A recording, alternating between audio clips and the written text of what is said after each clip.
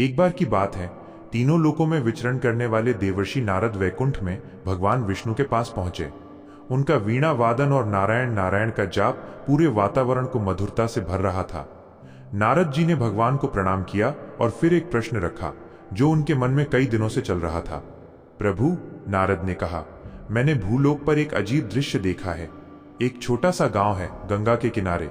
वहां एक मछुआरा रहता है। लोग उसे आपका सबसे बड़ा भक्त कहते हैं। वो सुबह उठकर अपनी पुरानी नाव में बैठकर हर दिन श्री नारायण का नाम लेता है। जब वो जाल फेंकता है तब भी आपका नाम जपता है। जब उसे मछली मिलती है तब भी आपका नाम लेता है, और जब कुछ नहीं मिलता तब भी। हर कोई उसकी भक्ति की सराहना करता है। भगवान विष्णु ने मुस्कुराकर नारद को देखा। उनकी मुस्कान में एक गहरी शांति थी। नारद ने अपनी बात जारी रखी, परंतु प्रभु, मुझे संदेह है, क्या उसकी ये भक्ति सच्ची है या ये सिर्फ अपने व्यापार में सफलता पाने का एक तरीका है? क्या उसका प्रेम सच्चा है या ये किसी स्वार्थ से भरा है? क्या वो आपसे इसलिए प्रेम करता है क्योंकि आप उसे फल देते हैं, या इसलिए क्योंकि आप स्वयं प्रेम के सागर हैं? भगवान विष्णु ने अपनी आंखें बंद की और थोड़ी देर बाद उन्हें खोला। उनकी दृष्टि नारद पर टिकी हुई थी। हे नारद, उन्होंने कहा, तुम तो स्वयं ज्ञान के भंडार हो। तुम क्यों संदेह करते हो? अगर तुम उसकी भक्ति की सच्चाई को परखना चाहते हो तो स्वयं जाकर देख सकते हो। परंतु याद रखो, सच्ची भक्ति को शब्दों से नहीं बल्कि कर्मों से समझा जा सकता है। सच्ची भक्ति हृदय की पवित्रता और ईमानदारी में बसती है। भगवान की आज्ञा पाकर नारद जी का मन बेचैन हो उठा। वे तुरंत भूलोक की ओर चल पड़े। उनके मन में एक ही विचार था, मैं उस मछुआरे की परीक्षा लूंगा और उसकी भक्ति की सच्चाई का पता लगाऊंगा। नारद जी ने एक गरीब वृद्ध ब्राह्मण का वेश धारण किया। उनके कंधे पर एक पुराना झोला था और पैरों में टूटी हुई चप्पलें। वे उस गांव में पहुंचे जहां मछुआरा रहता था।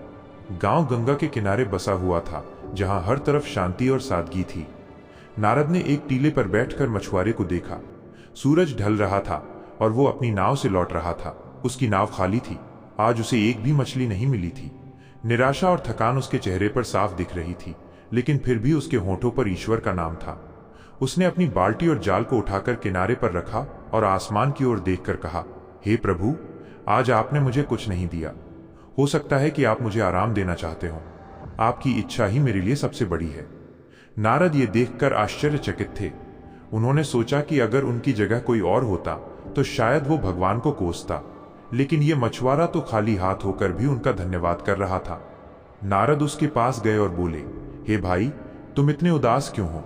तुम्हारा दिन अच्छा नहीं रहा लगता है। मछुआरे ने विनम्रता से सिर उठाया और कहा, महाराज, मैं उदास नहीं हूं, बस थोड़ा थका हुआ हूं। आज पूरे दिन मेहनत की, जाल फेंके, पर एक भी मछली नहीं मिली। लेकिन मुझे कोई शिकायत नहीं है। ये सब प्रभु की इच्छा है। नारद उसकी बातों से प्रभावित हुए, लेकिन परीक्षा अभी बाकी थी। उन्होंने पूछा, क्या तुम्हारी खाली नाव में कुछ भी नहीं है? मछुआरे ने अपनी बाल्टी की ओर इशारा करते हुए कहा, नहीं महाराज, सिर्फ मेरे पुराने जाल और ये टूटी हुई बाल्टी है। नारद ने अपनी झोली से एक बड़ा और चमकीला बेशकीमती मोती निकाला। उसकी चमक से मछुआरे की आंखें चौंधिया गईं। ऐसा मोती उसने कभी अपने जीवन में नहीं देखा था। नारद ने कहा, मेरे पास ये मोती है। मैं इसे नदी के जल से धोकर पवित्र करना चाहता हूं। क्या तुम मुझे इसे अपनी खाली बाल्टी में रखने दोगे? मछुआरा हैरान था, लेकिन उसने सोचा कि ये एक साधु की इच्छा है। उसने अपनी टूटी हुई बाल्टी नारद के सामने रख दी। नारद ने मोती को बाल्टी में रखा, उसे धोया और फिर बाल्टी को बिना देखे वापस रख दिया। उन्होंने कहा, अब मैं चला, और वे तेजी से वहां से चले गए। मछुआरे को अपने पीछे बुलाने का कोई मौका नहीं दिया। जब नारद जी वहां से चले गए तो मछुआरा अपनी झोपड़ी की ओर बढ़ा। अंधेरा हो चुका था और अचानक उसकी बाल्टी में से एक तेज और दिव्य चमक निकली।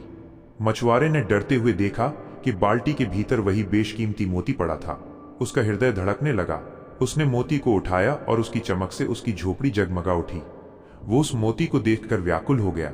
उसके मन में एक क्षण के लिए भी उसे अपने पास रखने का विचार नहीं आया।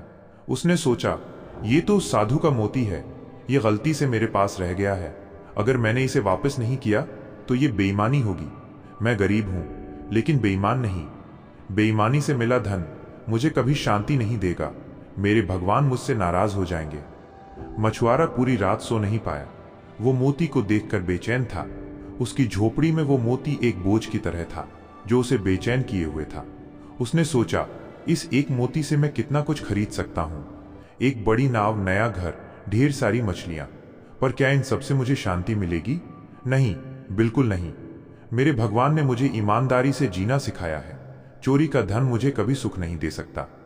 अगले दिन सुबह होते ही वो जल्दी उठा, मोती को एक कपड़े में लपेटा और गांव के मुखिया के पास गया। उसने सारी बात बताई और कहा, मुखिया जी, मैं ये मोती अपने पास नहीं रख सकता। ये दूसरे का है। ये मेरे लिए एक बोझ है। कृपया इसे तब तक अपने पास रखें जब तक वो साधु वापस ना आ जाए। मुखिया ने पहले उसकी बात पर विश्वास नहीं किया। उसने सोचा कि यह आदमी झूठ बोल रहा है, लेकिन मछुआरे की आंखों में छिपी ईमानदारी, उसकी बेचैनी और उसके चेहरे पर दिख रही सच्चाई को देखकर उसने मोती ले लिया। ये सब नारद जी और भगवान विष्णु अदृश्य होकर देख रहे थे। नारद जी को अपनी गलती का एहसास हुआ। उन्होंने देखा कि मछुआरा कितना बेचैन था। मोती की चमक ने उसे खुशी नहीं दी, बल्कि एक बोझ बन गया था। वो अपनी ईमानदारी को किसी भी कीमत पर खोना नहीं चाहता था। भगवान विष्णु ने नारद से कहा, देखा नारद, उसकी ईमानदारी ही उसकी सच्ची भक्ति है। उसके लिए तुम्हारा दिया हुआ मोती उसके जीवन की सबसे बड़ी दौलत नहीं, बल्कि एक बोझ था, क्योंकि उसने उसे अपनी मेहनत से नहीं कमाया था। हे नारद, तुम जिसे भक्ति कहते हो वो केवल एक बाहरी दिखावा है। सच्ची भक्ति मन की पवित्रता, कर्मों की ईमानदारी और निस्वार्थ प्रेम में बसती है। ये मछुआरा भले ही दिन भर में एक भी मछली न पकड़ पाए, लेकिन वो हर पल मेरे साथ जुड़ा हुआ है। उसकी ईमानदारी ही उसकी सबसे बड़ी पूजा है। ये सुनकर नारद जी ने मछुआरे का रूप लिया और वापस जाकर मुखिया से मोती लिया। फिर उन्होंने अपने असली रूप में आकर मछुआरे को आशीर्वाद दिया। उन्होंने कहा, तुम धन्य हो मछुआरे, तुम्हारी भक्ति और ईमानदारी ही तुम्हारी सबसे बड़ी दौलत है।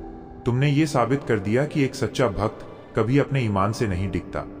मछुआरा नारद जी के असली रूप को देखकर दंग रह गया। उसने नारद जी के चरणों में सिर झुकाया। नारद जी ने उसे उठाया और कहा, जाओ, तुम्हारी ईमानदारी ही तुम्हें सबसे बड़ा फल देगी।